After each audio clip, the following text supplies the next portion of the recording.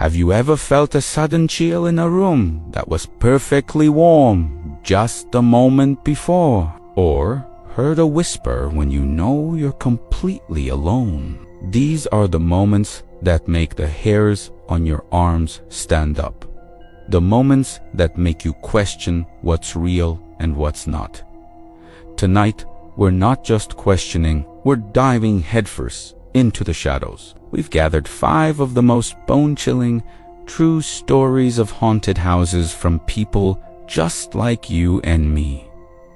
These aren't just tales, they're experiences that have left a permanent mark on those who lived them. So, turn down the lights, get comfortable, and prepare yourself. We're about to unlock the doors to places where the past refuses to stay buried. Our first story comes from a man named David, who thought he'd found the perfect fixer-upper in a quiet suburban neighborhood. The house was old, dating back to the early 1900s.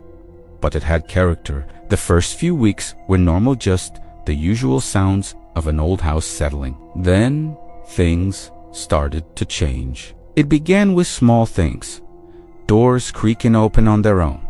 The distinct smell of cigar smoke in the study even though no one smoked. And the feeling of being watched. David tried to rationalize it all.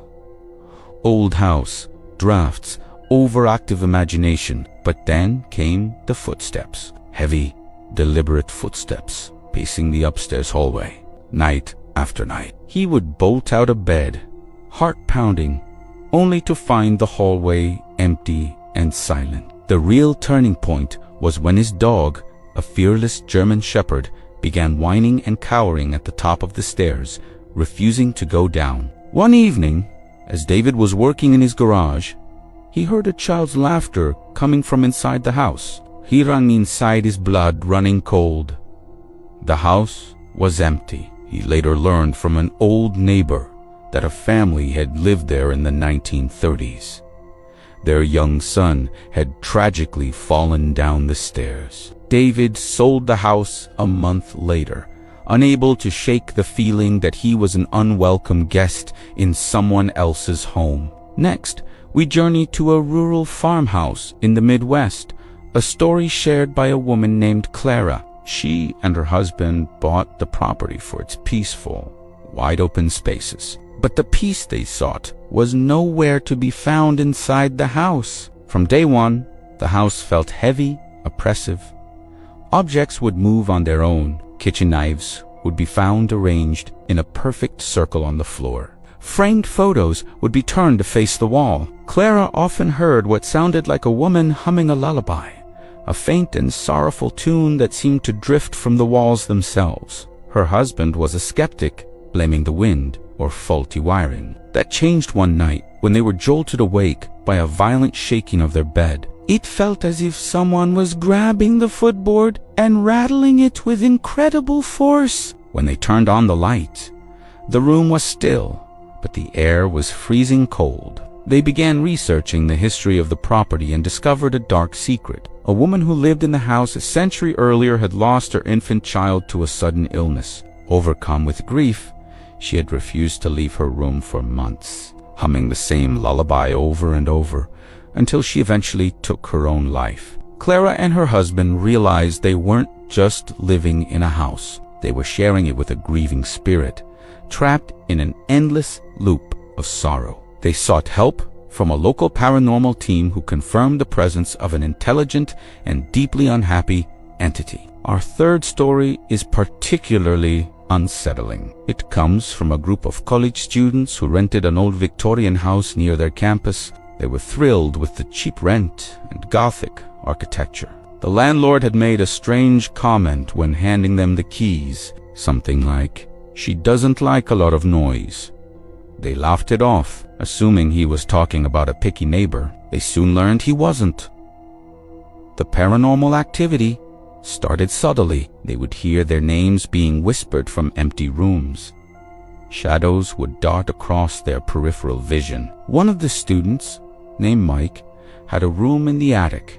He frequently complained of nightmares, dreams of an old woman with a stern face standing at the foot of his bed, shaking her head in disapproval. Things escalated when they threw a party. In the middle of the night, every light in the house simultaneously blew out, plunging them into darkness. At the same time, a blood-curdling scream echoed from the attic. They scrambled for their phones, their flashlight beams revealing that every cupboard and drawer in the kitchen had been thrown open, their contents spilled across the floor.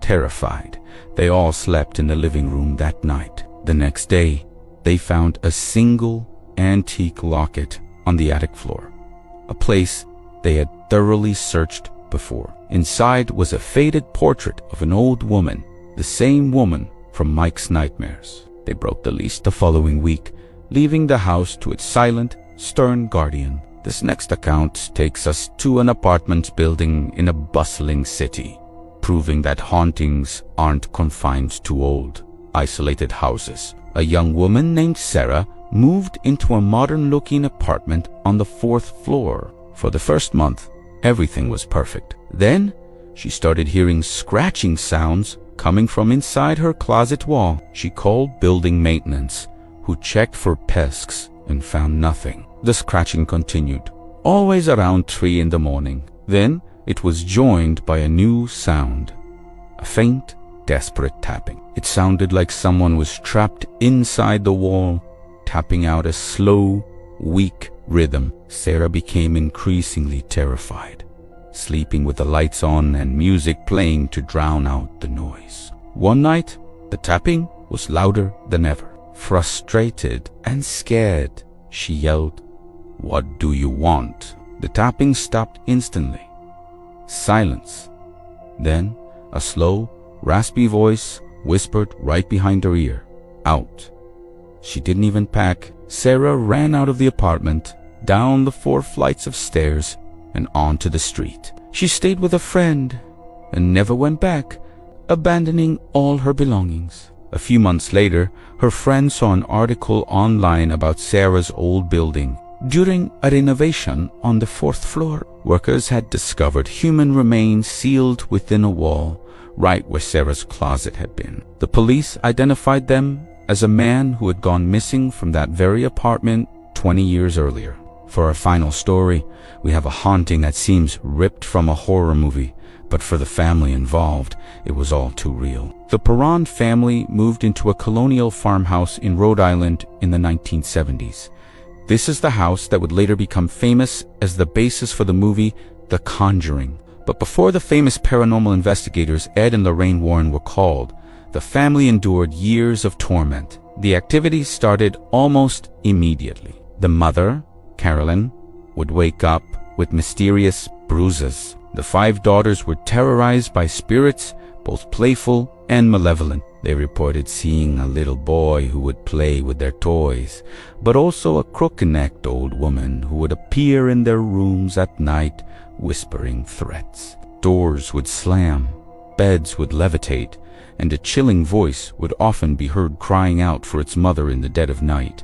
The family learned that the land had a grim history marked by tragedy and death, including a woman named Bathsheba Sherman, a supposed witch who had cursed the land in the 19th century. The family believed she was the malevolent entity tormenting them, intent on driving them from her home. The climax of their ordeal was a terrifying night when Caroline was seemingly possessed by the spirit, her body contorting and speaking in an unrecognizable voice. It was this event that finally led them to seek help from the Warrens. The Perron family eventually moved out, but the memories of what they experienced in that house have haunted them for the rest of their lives. And there you have IT5 true stories that remind us that some houses hold more than just memories. They hold echoes of the past, imprints of lives lived and lost, and sometimes entities that refuse to move on.